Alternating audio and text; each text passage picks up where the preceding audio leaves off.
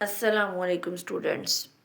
आज हम 10th class chemistry new book का चैप्टर नंबर 17 रिएक्शन काइनेटिक्स पढ़ेंगे। उसका इंट्रोडक्शन पढ़ेंगे और फिर फर्स्ट टॉपिक की तरफ चलते हैं। तो सबसे पहले रिएक्शन काइनेटिक्स। रिएक्शन काइनेटिक्स क्या है? इज दिस स्टडी, ये इसमें हमने मुतालिया करना है हाउ फास्ट और स्लो आ केमिकल रिएक्शन हैपन्स, कि कितनी तेज़ी के साथ या कितनी आहिस्तगी से रिएक्शन जो है वो हो रहा होगा। एग्ज़ाम्पल ले लेते हैं। आयरन रस्ट स्लोली, लोहा जो है उसको जंग आहिस्ता आहिस्ता से लगता है। अब ये नहीं है कि एक ही दिन आपने कील जो है, नेल जो है वो पानी में रख दिया तो उसको जंग लग गया, नहीं, ये प्रोसेस स्लोली होता है। फिर पेपर बर्न्स रैपिडली, पेपर जो है वो बहुत तेज़ी के साथ जलता है, ठीक है। तो ये स्लोली रिएक्शन हो गया और ये फास्टली हो गया। अब हम देखते हैं कि ऐसा क्यों होता है। हम इसमें रिएक्शन काइनेटिक्स में ये चीज़ देखते हैं। तो सबसे पहला टॉपिक है कोलेयन थ्योरी ऑफ रिएक्शन रेट, ठीक है। तो रेट तो स्टूडेंट वही है ना, स्पीड, कि किस स्पीड से आपका रिएक्शन हो रहा है। अब कोलेयन क्या है, ये वर्ड आपके लिए न्यू है। कोलेयन का मतलब होता है टकराना, जब दो पार्टिकल्स या दो चीज़ें आपस में बम्प करती हैं, आपस में टकराती हैं, तो उस चीज़ को कहते हैं कोलेयन। कोलेयन मीन्स टू पार्टिकल्स, वो पार्टिकल्स एटम्स भी हो सकते हैं, वो पार्टिकल्स मॉलिक्यूल्स भी हो सकते हैं, और वो पार्टिकल्स आयंस भी हो सकते हैं। जब वो दो पार्टिकल्स आपस में हिट करते हैं, टकराते हैं, तो उसको बोलते हैं कोलेयन। इमेजिन करें कि आप क्राउडेड मार्केट में जाते हैं, वहाँ पे दो लोग आपस में बम्प हो जाते हैं, टकरा जाते हैं, तो वो क्या हो रहा होता है? कोलेयन हो रही होती है। ठीक हो गया। तो अब आपने 9th क्लास में एक टॉपिक पढ़ा था जिसमें आपने देखा था कि A2 के रिएक्टेंट्स हैं ये और B2 है, ठीक है। तो A2 के मॉलिक्यूल्स भी आपस में कुछ कोलेयन कर रहे होते हैं। एक कंटेनर में A2 है और दूसरे कंटेनर में B2 है, ये भी आपस में कोलेयन कर रहे होते हैं, एक दूसरे के साथ टकरा रहे होते हैं, और ये भी एक दूसरे के साथ टकरा रहे होते हैं। अब यहाँ पे कुछ मॉलिक्यूल्स ऐसे होते हैं जिनके काइनेटिक एनर्जी एवरेज होती है, कुछ की काइनेटिक एनर्जी एवरेज से भी कम होती है और कुछ की एवरेज से ज़्यादा होती है। और यहाँ पे भी ऐसा ही होता है, कुछ की काइनेटिक एनर्जी एवरेज होती है, कुछ की एवरेज से ज़्यादा होती है और कुछ की एवरेज से कम होती है। तो जब फिर हम इनको एक कंटेनर में कर देंगे ना, तो सिर्फ वो वाले जो हैं आपस में कोलेयन करेंगे।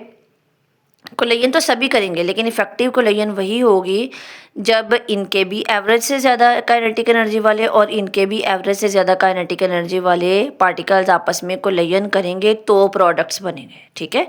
तो यहाँ पे कहते हैं do every collision produce a reaction, कहते हैं नो, हर कोलेयन जो है वो रिएक्शन प्रोड्यूस नहीं करती, प्रोडक्ट्स प्रोड्यूस नहीं करती। आपस में टकराते तो सभी हैं, ठीक है, लेकिन सिर्फ प्रोडक्ट्स तब बनेंगे जब इफ़ेक्टिव कोलेयन होगी। आगे हम देखते हैं कि इफ़ेक्टिव कोलेयन क्या है। मोस्ट पार्टिकल्स कोलाइड, आपस में कोलेयन करते हैं, टकराते हैं, एंड देन सेपरेट, फिर अलग हो जाते हैं, विदाउट फॉर्मिंग एनी प्रोडक्ट, किसी भी प्रोडक्ट को बनाए बगैर। Only those collisions that successfully produce products, सिर्फ वही कोलेयंस जो कि प्रोडक्ट को प्रोड्यूस कर सकती हों, वो इफ़ेक्टिव कोलेयंस होती हैं, ठीक है। अब स्टूडेंट्स, इफ़ेक्टिव कोलेयंस क्या हैं, इसको थोड़ा सा देख लेते हैं। अब जिनके पास काइनेटिक एनर्जी एवरेज से भी ज़्यादा है, ठीक है, मतलब उनके पास इतनी एबिलिटी है कि वो रिएक्टेंट्स में जो बॉन्ड्स हैं उनको ईज़िली तोड़ सके, ठीक है। तोड़ेगी तो ही आगे प्रोडक्ट्स बनेंगे। तो सिर्फ वो कोलेयंस जिनके पास, वो पार्टिकल्स आपस में कोलेयन करेंगे जिनके पास एवरेज एनर्जी, एवरेज से ज़्यादा काइनेटिक एनर्जी होगी ओल्ड बॉन्ड्स को तोड़ने के लिए, सिर्फ वही पार्टिकल्स कोलेयन करते हैं, इफ़ेक्टिव कोलेयन करते हैं, और उनके नतीजे में प्रोडक्ट बनती हैं। आगे है what determines the reaction rate, reaction rate को कौन सी चीज़ डिटरमिन कर रही होती है, किस चीज़ पे डिपेंड करता है, रिएक्शन की रफ्तार किस चीज़ पे डिपेंड करती है। तो रिएक्शन की स्पीड जो है वो डिपेंड करती है नंबर ऑफ़ इफ़ेक्टिव कोलेयंस, जितनी ज़्यादा इफ़ेक्टिव कोलेयंस होंगी उतना ही ज़्यादा रिएक्शन फास्टर होगा, उतने ही ज़्यादा प्रोडक्ट्स बनेंगे, ठीक है। अब यहाँ पे हमने देखा था कि A2, यहाँ पे जो मॉलिक्यूल्स की काइनेटिक एनर्जी एवरेज से ज़्यादा है और इसकी भी जो काइनेटिक एनर्जी एवरेज से ज़्यादा है, वो आपस में कोलेयन करते हैं और फिर प्रोडक्ट बनाते हैं। तो सिर्फ इफ़ेक्टिव कोलेयंस जो हैं उसके नतीजे में रिएक्शन क्या होगा, फास्टर होगा। तो अब सबसे पहला हमारा है जो इसके ऊपर फैक्टर्स डिपेंड करते हैं। Number of particles per unit volume. बच्चों वॉल्यूम क्या है? वॉल्यूम जगह है। क्या है? वॉल्यूम जगह है, स्पेस है, एक फिक्स्ड अमाउंट ऑफ स्पेस जो हमें दे दी गई होती है। Unit volume means fixed amount of space.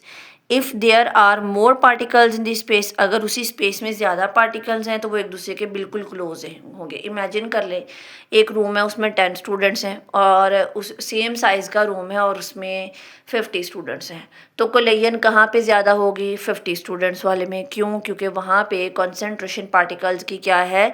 ज़्यादा है। जगह के अकॉर्डिंग पार्टिकल्स की तादाद ज़्यादा है। अब देख लें जी, एक कमरे में 10 स्टूडेंट बैठे हुए हैं तो वो तो खुले खुले होके बैठेंगे, लेकिन अगर उसी कमरे में 50 स्टूडेंट्स बैठे हैं तो वो उनमें अट्रैक्शन ज़्यादा होगी, धक्कम धक्की होगी कि भाई तुम क्यों मेरे घुटने के साथ लग रहे हो, उधर को करो अपना घुटना। तो ये चीज़ें होंगी वहाँ पे कोलिजन ज़्यादा होती है, ठीक है। क्राउडेड, ओवर क्राउडिंग हो जाती है वहाँ पे।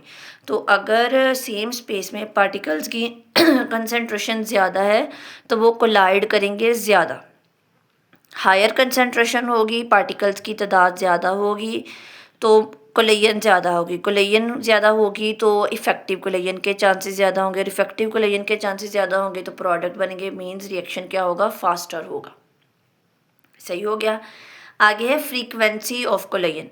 फ्रीक्वेंसी आप लोग फिज़िक्स में भी पढ़ते आ रहे हैं। इसमें हम देखेंगे कि 1 सेकंड में कितने गुना कोलिजन्स हो रही है। अगर मैं कहूँ कि 1 सेकंड में 2 टाइम्स कोलिजन हो रही है तो वो इफ़ेक्टिव कोलिजन नहीं होगी। लेकिन अगर मैं कहूँ कि 1 सेकंड में 1000 टाइम्स कोलिजन हो रही है तो वो ज़्यादा इफ़ेक्टिव होगी, ठीक है।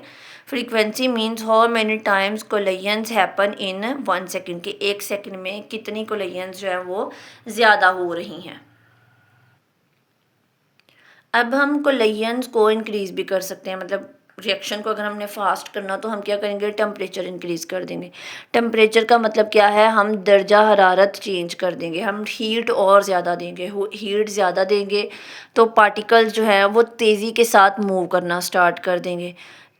तेज़ी के साथ मूव करना स्टार्ट करेंगे तो उनके दरमियान में कोलिजन्स भी क्या होंगे? टकराव भी क्या होगा? ज़्यादा होगा। और जितना ज़्यादा टकराव होगा इफ़ेक्टिव कोलिजन्स उतनी ज़्यादा होंगी, और जितनी ज़्यादा इफ़ेक्टिव कोलिजन होगी रिएक्शन उतना ही फास्टर होगा। ठीक हो गया।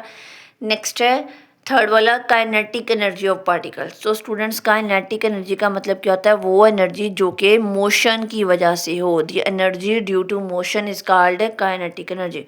और पार्टिकल्स ऑलवेज मूव करते रहते हैं। लिक्विड हो गया, गैसेस हो गए, उसमें पार्टिकल्स मूव करते रहते हैं। और अगर हम उनका टेम्परेचर फिर बढ़ा देंगे तो पार्टिकल्स की काइनेटिक एनर्जी ज़्यादा होगी। काइनेटिक एनर्जी ज़्यादा होगी तो वही सारी चीज़ें, कोलिजन ज़्यादा होंगी।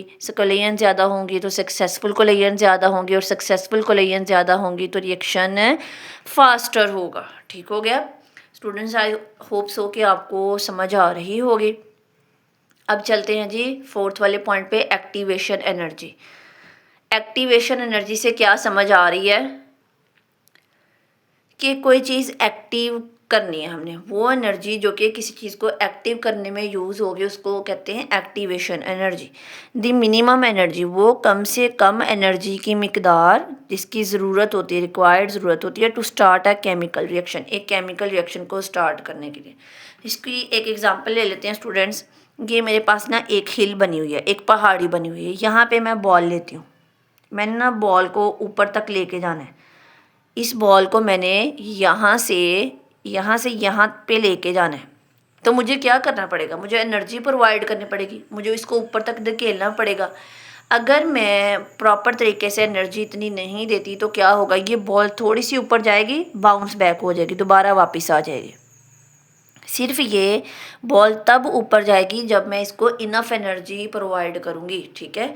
तो वो इनफ एनर्जी क्या है? वो एनर्जी जो कि इसको यहाँ तक पहुँचाने के लिए यूज़ होगी, वो एनर्जी क्या कहलाएगी? एक्टिवेशन एनर्जी कहलाएगी। ठीक हो गया।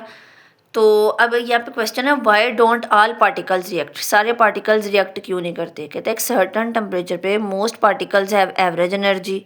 ज़्यादातर के पास कौन सी एनर्जी होती है? एवरेज होती है। Only few particles have enough energy. वही बात जो मैंने स्टूडेंट्स ऊपर की थी कि A2 है, ठीक है। ये एक मैंने कंटेनर लिया है, इसमें कुछ पार्टिकल्स की काइनेटिक एनर्जी एवरेज से कम है, कुछ की एवरेज से ज़्यादा है। और यहाँ पे भी B2 में भी एवरेज से कम, एवरेज और एवरेज से ज़्यादा। अब जब इनको हम एक कंटेनर में डालेंगे, वहाँ पे A भी होगा, B भी होगा, ठीक है, A भी होंगे, B भी होंगे, ये आपस में कोलिजन करेंगे, कंटेनर की वाल्स के साथ कर रहे होंगे, आपस में कर रहे होंगे, ठीक है। तो यहाँ पे अब सिर्फ कौन से मॉलिक्यूल्स आपस में कोलिजन करेंगे, जिनकी काइनेटिक एनर्जी एवरेज से ज़्यादा है, ये इफ़ेक्टिव करेंगे। तो कोलिजन ये भी, लेकिन इफ़ेक्टिव कोलिजन सिर्फ ये करेंगे, इनके नतीजे में प्रोडक्ट प्रोड्यूस होगा। ठीक हो गया। तो फिर अब हम थोड़ा सा और भी आगे डिस्कस कर लेते हैं। जब A2 और B2 आपस में रिएक्ट करते हैं, एवरेज से ज़्यादा जिनकी काइनेटिक एनर्जी होती है वो कोलिजन करते हैं, तो एक ट्रांजिशन स्टेट बनती है, एक दरमियानी स्टेट बन रही होती है, जहाँ पे A और A में बॉन्ड टूट रहा होता है, B और B में बॉन्ड टूट रहा होता है, A B में बन रहा होता है। मतलब ना यहाँ पे पूरे तरीके से बॉन्ड टूटे होते हैं, ना यहाँ पे मुकम्मल तौर पे बॉन्ड बन रहे होते हैं। After some time, with the passage of time, क्या होता है, प्रोडक्ट्स बन जाते हैं, A और B में बॉन्ड बन जाता है, A और B में बॉन्ड बन जाता है, ठीक है। तो ये चीज़ हो रही होती है। तो इसकी तरफ हम दोबारा आते हैं। कहता है at a certain temperature most particles have average energy, ज़्यादातर पार्टिकल्स के पास एवरेज एनर्जी होती है। Only few have enough energy, कुछ के पास ही जो है वो इनफ एनर्जी होती है। वो इनफ एनर्जी एक्टिवेशन एनर्जी भी हो सकती है, एक्टिवेशन एनर्जी से ज़्यादा भी हो सकती है, ठीक है। Only Dooj particles can react successfully, सिर्फ वही इफेक्टिव कोलिजन करेंगे, उनके नतीजे में ही प्रोडक्ट बनेंगे। अब कहता है what happens during collision, collision के दौरान होता क्या है।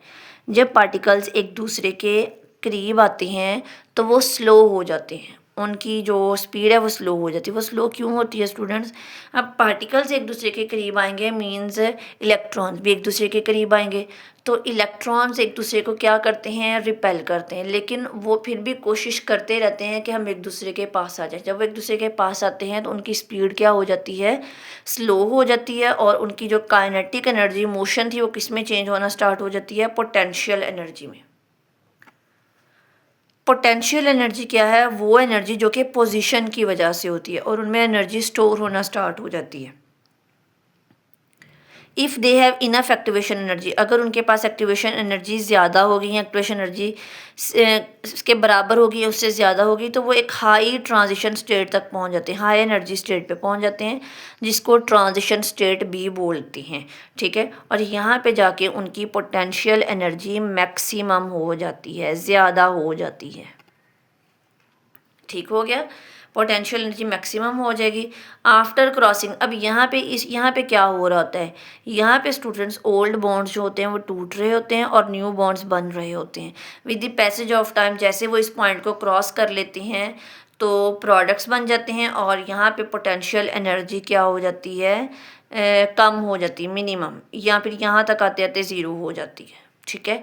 तो अब मुझे आप खुद बताएं, आप जब सीढ़ियाँ चढ़ते हैं, स्टेयर्स पे ऊपर जाते हैं, तो आपको एनर्जी लगानी पड़ती है, लेकिन जब आप उतरते हैं तो आपको एनर्जी नहीं लगानी पड़ती। क्यों? क्योंकि आपको ग्रेविटी अट्रैक्ट कर रही होती है, ठीक है।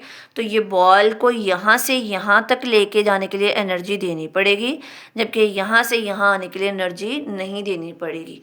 तो ये थी हमारी एक्टिवेशन एनर्जी।